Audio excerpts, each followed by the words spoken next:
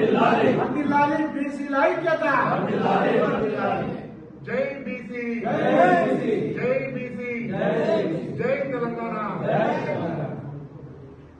బీసీలను మోసం చేసే కేంద్ర రాష్ట్ర ప్రభుత్వాల యొక్క మొండి వైఖరి నశించాలి. బీసీల పట్ల కేంద్ర రాష్ట్ర ప్రభుత్వాల యొక్క మొండి వైఖరి నశించాలి. బీసీల డైరెక్ట్ గా ఆదిలాబాద్ నుంచి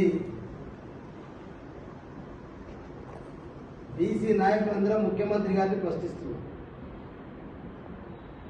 ఎందుకు నీకు బీసీలు అంటే ఎందుకింత చులకన చూస్తావు? బీసీలు అంటే ఎందుకింత తక్కువ అంచనా వేసుకుంటావు? ఎందుకు బీసీలను అవమానపరచాలని చెప్పి పదే పదే నువ్వు మాట్లాడే మాటలే ఉంటుంది. కాబట్టి రేవంత్ రెడ్డి గారు, ఈ సమగ్ర కుటుంబ సర్వే కాదు, ఇది అసమగ్ర కుటుంబ సర్వే. అసమగ్రంగా ఎందుకంటున్నా, అసలు ఇది సర్వే చేసినప్పటి నుంచి అన్ని తప్పుడు విధానాలు,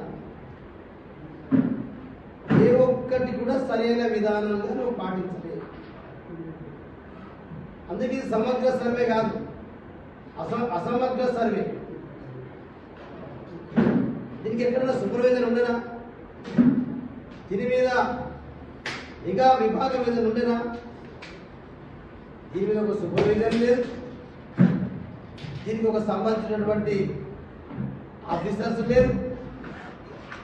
పేరుకు మాత్రం రాష్ట్ర బీసీల జనవరి సమగ్ర కుటుంబ సర్వే. అందుకే రేవంత్ రెడ్డి గారు, నువ్వు పచ్చి బీసీలకు వ్యతిరేకివి. ఒకసారి చెప్తాను, అందరూ బీసీ పక్షపాతులు,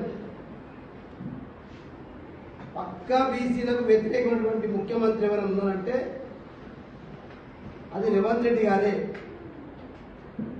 ఎందుకంటే మీరు పదే పదే మీరు ఓసీ మీటింగ్లలో మీ సామాజిక వర్గం మీటింగ్ కూడా చెప్పినావు, ఎప్పుడు మనమే ఉండాలా కుర్చీల మీద,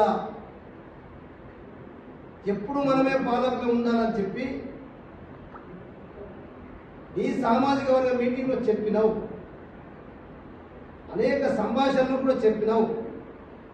అంటే దీన్ని బట్టి ఓసీలలో కూడా ఇంకొక సామాజిక వర్గం ఎదగద్దు, బీసీలు అనేటువంటి ఇంకా పూర్తిగా ఇలా మేము 62% ఉందామని చెప్పి ఘంటాబద్ధంగా చెప్తున్నాం. కానీ నువ్వేం చేసినావు?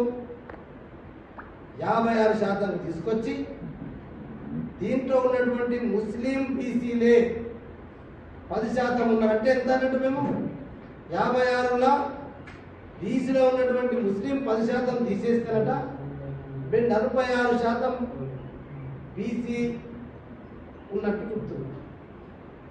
అంటే ఏమన్నట్టు ఇది?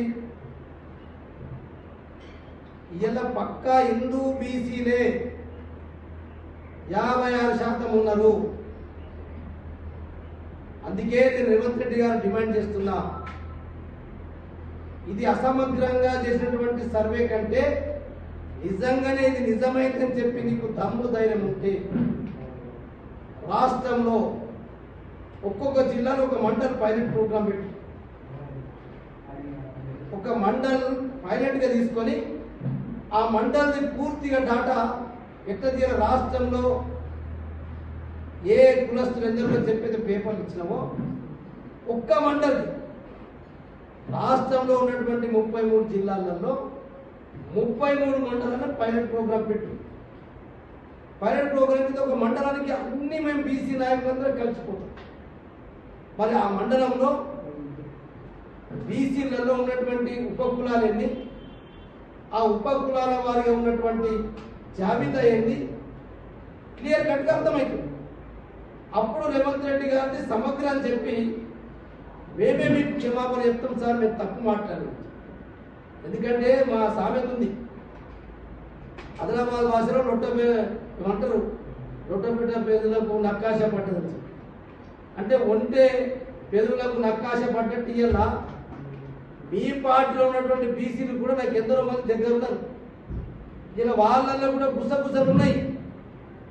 కానీ రేవంత్ రెడ్డితో పెట్టుకుంటే మా పదవులు ఉంటాయో ఊడవీక్తాడని చెప్పి అదే లొట్టపెట్ట పెదవులకు నక్కాశ పడ్డట్టు రేవంత్ రెడ్డిని పదవుల మీద ఆశపడి మాట్లాడుతున్నారు తప్ప నీ పార్టీలో ఉన్నటువంటి బీసీలు కూడా మరి అలా ఆ చర్చ అనుమానం జరుగుతూ ఉంది. అందుకొరకు ఇప్పటికీ అర్థం చేసుకొని నువ్వు మండలాల వారీగా మండలాలలో ఒక్కొక్క జిల్లాలో ఒక మండలి పైలట్ ప్రోగ్రాం పెట్టు, మేమందరం బీసీ కులాలందరం కలిసి చేద్దాం. మరి నువ్వు ఎన్నిళ్ళు సర్వే చేసినావు, ఎన్నిళ్ళు సర్వే చేయలేదు, నీకు అప్పుడు అర్థమైతే మేము ఇస్తాం డాటా. ఈ కాంగ్రెస్ పార్టీ ఉంటుంది, భారతీయ జనతా పార్టీ ఉంటుంది, బీఆర్ఎస్ ఉంటుంది, కమ్యూనిస్ట్ ఉంటారు, ఎన్ని రాజకీయ పార్టీలు ఉన్నాయో, ఎన్ని ప్రజా సంఘాలు ఉంటాయో, ఎన్ని యువజన సంఘాలు ఉంటాయో, మేమందరం బీసీలు అందరం కూడా కలిసి ఆ మండలంలో గ్రామాల వారిగా లెక్క తీస్తాం. ఎస్, ఇగో నిజంగానే రేవంత్ రెడ్డి గారు చేసినటువంటి సర్వే సమగ్ర కుటుంబ సర్వే ఈ విధంగా ఉందని చెప్పి మీరు ఇచ్చిన సర్వేకు, మీరు పెట్టిన సర్వేకు, మేము పెట్టిన సర్వే మండలి డిక్లేర్ అంటే పబ్లిక్ డొమైన్లో పెట్టి ఒక మండలి మాత్రం ఇచ్చే పేపర్ ప్రింట్ అయితే రాష్ట్రాలు ఇచ్చినాము. అప్పుడు నీ సమగ్ర కుటుంబ సర్వే కరెక్టా కాదా, బీసీల మీద ప్రేమ ఉన్నదా, బీసీలు అంటే నీకు మరి అసూయనా, అలుసా, మరి ఏం నఫరత్ ఉన్నదో లేదు బయట ఏమో ఇట్లా చేస్తున్నావు. ఇలా ఏమైంది, ఒకటే డిమాండ్ చేస్తున్నాడు. నరేంద్ర మోడీ గారేమో నియోజకవర్గాల పునర్విభజన పేరుతో ఆయన అక్కడి నుంచి వస్తుంది. నువ్వు ఈయన ఇక్కడ నుంచి ఈయన పునర్విభజన స్టార్ట్ అయిందంటేనే నీ బీసీలని ఇంకొద్దులు చేసినటువంటి నేను అనుకుంటా 2 సంవత్సరాలు అయిందో సంవత్సరంన్నర అయింది. అసెంబ్లీలో పెట్టకపోయింది, టేబుల్ మీద పెట్టకపోయింది. ఇప్పుడు దాన్ని డిక్లేర్ చేసినామంటే బీసీల జనాభాను తక్కువ చూపి బీసీలకు వచ్చేటటువంటి సీట్లను కూడా తగ్గించినటువంటి నీ ఉద్దేశం. అక్కడ ఆయన పునర్విభజన పేరుతోటి ఇలా 549 సీట్లకు 816 సీట్లు అవుతున్నాయి. దాంట్లో 272 సీట్లు మహిళల కష్టం చెప్తున్నారు కదా. మేమేం అడుగుతున్నాం, నిజంగానే నరేంద్ర మోడీ గారికి చిత్తశుద్ధి ఉంటే మరి మహిళలలో సపోర్టా పెట్టమని డిమాండ్ చేస్తున్నాం. సపోర్టా పెడితే నరేంద్ర మోడీ గారికి భయం ఏంటంటే మళ్ళా ఓసీ కులాలకినే ప్రాతినిధ్యం ఉండాలని చెప్పి అటు నరేంద్ర మోడీ మీద పెత్తనం చెల్లించడం ఢిల్లీలో ఉన్నారు. ఇక రేవంత్ రెడ్డి అయితే ఏదో రకంగా ఆఫీసర్లను ప్రెషర్ చేసి నాయకులని ఇట్టనే తొట్టబెట్ట పెదలకు నాకు ఆశపడ్డట్టు పదవులకు ఆశపడినటువంటి అడుగులకు మడుగులు వచ్చే నాయకులు పాపం నేను సప్లయకుంటుండడం ఇక ఇది జరుగుతుంది.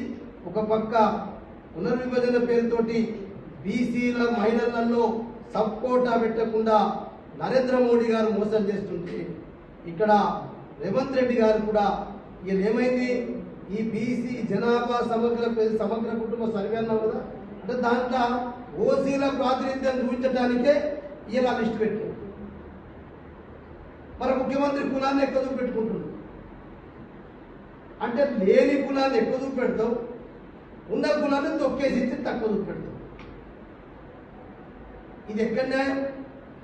అందుకొరకే నువ్వు సమగ్ర కుటుంబ సర్వే చేసింది కరెక్ట్ అనుకుంటే, నీకు మీద నమ్మకం నీకుంటే, అందుకొరకే 33 జిల్లాలలో ఒక్కటి మండలం పైలట్ ప్రోగ్రాం కింద పెట్టండి. మా బీసీలకు సంబంధించినటువంటి సమాజం ఉన్నటువంటి ప్రతి ఒక్కరికి శ్రద్ధ ఉన్నటువంటి వ్యక్తికి, అది యువజనులు కావచ్చు, అది ఉద్యోగస్తులు కావచ్చు, చదువుకొని ఉన్నటువంటి మేధావులు కావచ్చు, రాజకీయ పార్టీలు కావచ్చు, మేమందరం కలిసి తిరుగుతాం, ఆ మండలికి వెళ్తాం. అప్పుడు నీకు డాటా ఇస్తాం. అప్పుడు నీకు అర్థమవుతుంది. ఈయన మీరే చెప్పారు 12 లక్షల పాపులేషన్ మందిని కలలే సర్వేలు అని చెప్పినాం. ఏం చేసినాం, ఆ 12 లక్షల మందిని కూడా ఓసీ కులాలు కలిపేసినాం. అంటే ఇది నీకు న్యాయమా? దాన్ని కూడా ఓసీ లెక్కలో తీసుకుపోయాను. కులము ఏ కులమో తెలియక 12 లక్షల మందిని డార్క్లో పెట్టకుండా ఓసీ కులాలు కలిపేసినాం. అందుకొరకే ఇలా మేము బీసీలందరం తప్పకుండా కేంద్రంపై రాష్ట్ర ప్రభుత్వంపై మహిళలకు సపోర్ట్ ఉండవలసిందే. పునర్విభజన జరిగినటువంటి తర్వాత మళ్ళీ ముఖ్యమంత్రి రేవంత్ రెడ్డి గారికి మండలంలో ఒక జిల్లాలో ఒక్కొక్క మండలాన్ని పైలట్ ప్రోగ్రామ్కి తీసుకొని మా అందరితో మీ ఆఫీసర్స్ ఉంటాం, మేముంటాం, మీది పుట్టునట్టు అవుతుందా, మేమేదో ఆధారం లేకుండా మాట్లాడుతున్నాం అనేది పూర్తిగా వివరణ అర్థమవుతుందని చెప్పి ఈరోజు